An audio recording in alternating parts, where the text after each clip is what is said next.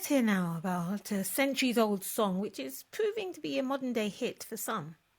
Was a ship that put to sea. The name of the ship was a Billy of Tea. The winds blew up her bow, dipped down below, my Billy boys blow. Soon may the wellerman come to bring us sugar and tea and rum. One day when the tonguing is done, we'll take our... That's a traditional sea shanty called Wellerman, which was once sung by sailors while working. Well, the shanties have caught the imagination of hundreds of thousands around the world currently, who are not only sharing them on TikTok, but they're adding their own voices to the chorus, with sometimes hundreds of people joining in on the harmonies.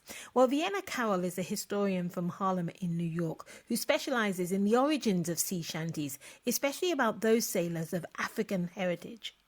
In the early 1800s, they were about a fourth of the workforce on the water because, enslaved and free men, slave labor is good labor because it's free, And so these men were going all over the world. They were going from northern ports to southern ports, and they were going into the Caribbean. They were crossing into Europe. They were going to Australia and New Zealand and Europe, all over the world. And, so the African already had that tradition of singing and the call and response tradition. They translated that to the water so that it made, because the work, as I understand it, was really hard and arduous, and it made the work go easier because they could time the work to the song. So, they would call something and then they would respond, and when they called, they would push, and when they respond, they would pull.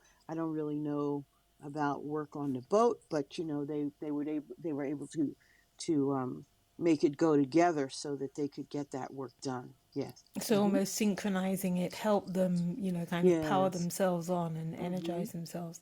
And in the sea shanties, what kind of lyrics then, not just in your play, which we'll hear a bit from shortly, but what kind of lyrics did you hear? What were they singing about in these sea shanties? Was it all about liberation, or were there other things they sang about too?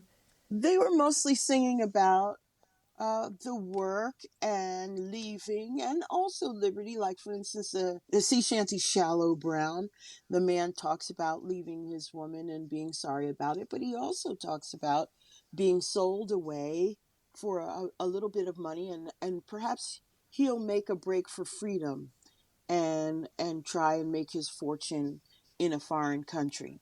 And then there's another sea shanty down by the river of Gambia, and it talks about the conditions that they find themselves in, and there's sickness, and they're moving off. They're moving away from there and trying to do better and find a better life, and missing people. So they were like that. I wouldn't say that they were exactly liberation songs, but like the spirituals, if you know the what they call Negro spirituals, they weren't exactly liberation songs, but they could be used in that way.